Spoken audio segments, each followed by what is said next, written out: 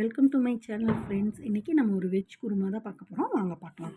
அதுக்கு பொட்டுக்கடலை, தேங்காய், ஒரு ஸ்பூன் சோம்பு, பட்டை 2 துண்டு, கிராம்பு ஒரு 5 எடுத்திருக்கேன். இதை வந்து நம்ம அரைச்சிக்கணும். தாளிக்கிறதுக்கு பெரிய வெங்காயம் ஒரு 3 எடுத்திருக்கேன், நீளமாக கட் பண்ணி. தக்காளி வந்து மீடியம் சைஸ் தக்காளி 2 எடுத்திருக்கேன். கருவேப்பிலை, வரமிளகாய், இஞ்சி பூண்டு பேஸ்ட்டு எடுத்திருக்கேங்க ஒரு ஸ்பூனு. நீங்கள் பச்சை மிளகாய் கூட போட்டுக்கலாம்.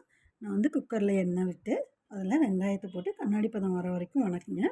அதுக்கப்புறமா தக்காளியும் சேர்த்து நல்லா ஓரளவுக்கு நல்லா குழைய வணங்கினதுக்கப்புறமா கருவேப்பிலை, மிளகாய், அப்புறம் இஞ்சி பூண்டு பேஸ்ட்டு இது 3மே போட்டு வணக்கிடுங்க.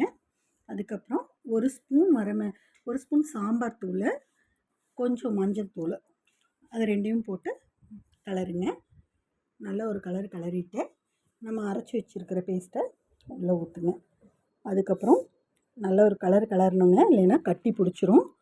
இப்போ தேவையான அளவு தண்ணி ஊற்றிக்கோங்க. நான் ஒரு 1.5 கப் தண்ணி ஊற்றிருக்கேன். இந்த அளவுக்கு எனக்கு திக்காக இருந்தால் போதுன்ற அளவுக்கு இருக்குது. அதனால் நான் 1.5 கப் ஊற்றிருக்கேன். தேவையான அளவு உப்பு போட்டுக்கோங்க. ஒரு கொதி வந்ததும் குக்கர் விசில் போட்டுடலாம். 3 விசில் விட்டால் போதும். 10 நிமிஷமே அது எங்கள் நிஜமாலுமே இந்த குருமா வைக்கிறதுக்கு. இப்போ நம்ம ராகி தோசையும் பார்த்துடலாம். நான் வந்து உளுந்தும் வெந்தயமும் எடுத்து ஊற வச்சு அரைச்சிருக்கேங்க. அது கூட ராகி மாவும் கலக்கி ஒரு 4 மணி நேரம் வந்து புளிக்க விட்டுருக்கேன். இப்போ வந்து தோசை வறுத்துக்கலாம். மேலே வந்து ஒரே ஒரு ஸ்பூன் அளவு மட்டும் எண்ணெய் விட்டுருக்கேங்க. இப்போ தோசை ஒரு சைடு நல்லா வெந்ததும் மீடியமாக வச்சு வேக விடுங்க. அடுப்பு மீடியமாக தான் இருக்கணும். இப்போ தோசை ஒரு சைடு வந்ததும் இன்னொரு சைடும் கண்டிப்பாக திருப்பி போட்டு வேக வைக்கணுங்க.